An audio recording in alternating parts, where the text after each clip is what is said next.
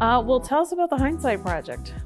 Yeah, so Hindsight, I mean, you know all about it because you're also one of the filmmakers, but for those who don't know, Hindsight is a collaboration between Firelight Media, Center for Asian American Media, or CAAM, and Real South. And I think this is their inaugural year, right? Yep. So they brought together 6 filmmakers, us included, all from the South to tell stories about what our experience or stories from our communities during the pandemic. And all the filmmakers are people of color, all living from the South, living in the South. And yeah, I think just trying to find the nuance and experience of, kind of a tumultuous and really destabilizing year and a half.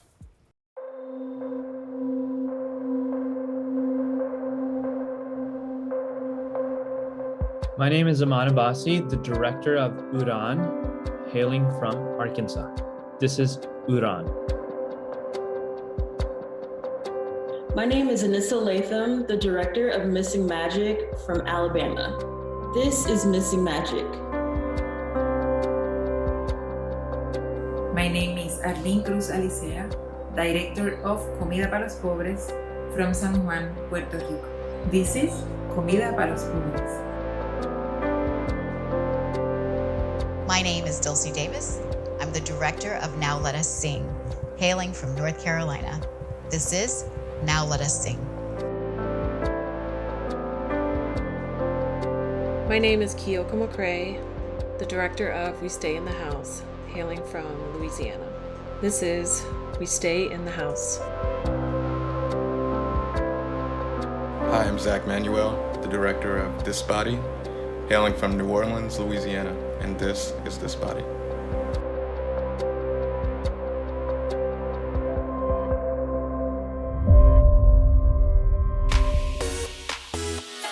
It's been a unique project in that there's been funding to make these short documentaries, and also the opportunity to work with local public television stations. So That's true, yeah. It's funny because who told me about it was Alex Lustrom, and I remember I was in Chicago on another project. I had just heard news about the vaccine trial, and I was like thinking about oh my God, how are people of color gonna respond to this new vaccine trial and then the potential for this new medicine that presumably everyone would or should have to take. So as soon as Alex hit me up about the grant, I scribbled down my idea as quickly as I could and emailed it on my phone to the grant committee, and they got back to me that day and they were like, this sounds great, we would love to. So it was quick, but it was exciting, and then from there we just basically started to roll.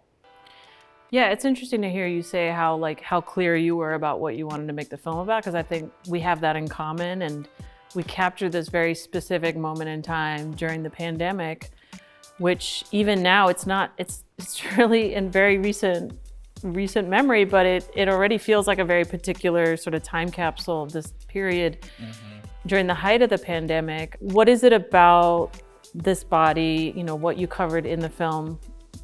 What was it that you were really drawn to in making this film? I think initially what I was drawn to was the dichotomy between the historical experience of Black people in medical industries, experimentation. I mean, my first thought when I started to think about the project was the Tuskegee experiments, and I was like, how could you be Black and American and not consider that, at least anecdotally, when thinking about conducting a new trial for this disease that was affecting so many people. History and kind of the historical implications of medical abuse and neglect was my entry point. And I was looking at the current trial, the current COVID-19 vaccine trial through that lens. And I think it's funny to hear you say that I had a clear idea, because I kind of thought I did, but then when I started to explore the project in more detail, I think what really became a clearer and I think more honest, telling of the story was that it wasn't really just about people weren't really thinking about history. They were thinking about their contemporary experiences with neglect or abuse, or the experiences of their family or their neighbors or their friends. And that was really defining, you know, people's conceptions of the trial, if they had trust in the trial, if they had trust in medical practitioners or their doctors.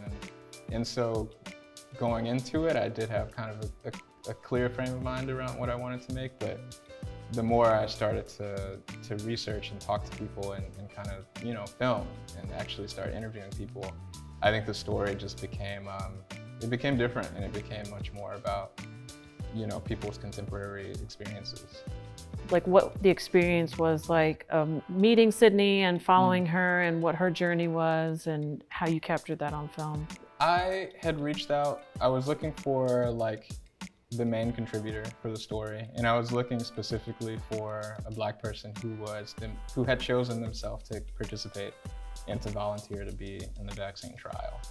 So I like hit Instagram, I hit Facebook, I hit Twitter, and 90% of my responses were, I would never take the medicine, I would never participate in this trial. A lot of people referenced Tuskegee. I got a message on Facebook from a friend of mine who said, oh, my friend Sydney is participating, and I let her know about your post, so you should reach out to her.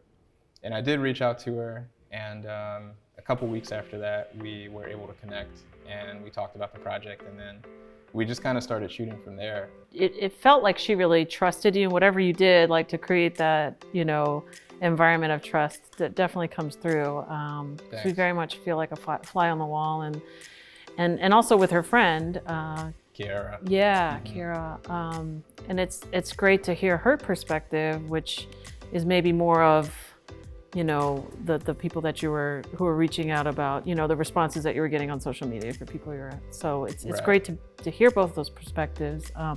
Have you been hearing from folks who've watched the film that have kind of shared their thoughts about whether they, I don't know, maybe identify with Sydney or Kiyoko more, or somewhere in between? I think it's been, the responses that I've heard have been pretty split, actually. Like, some people watch it and they'll look at Sydney and they'll say, you know, Sydney's essentially a pioneer. Like, she's someone who put her reservations aside and, you know, decided to participate in something that was experimental and that was, you know, to a certain extent untested. I mean, it was a phase 3 trial that she participated in, so there had been 2 rounds of medical testing previous to when she decided to participate. But, you know, in a certain respect, she was a pioneer, and she put herself forward, you know, for the good of finding a potential vaccine for everyone else, you know, her and I think, you know, 45,000 other people in the country,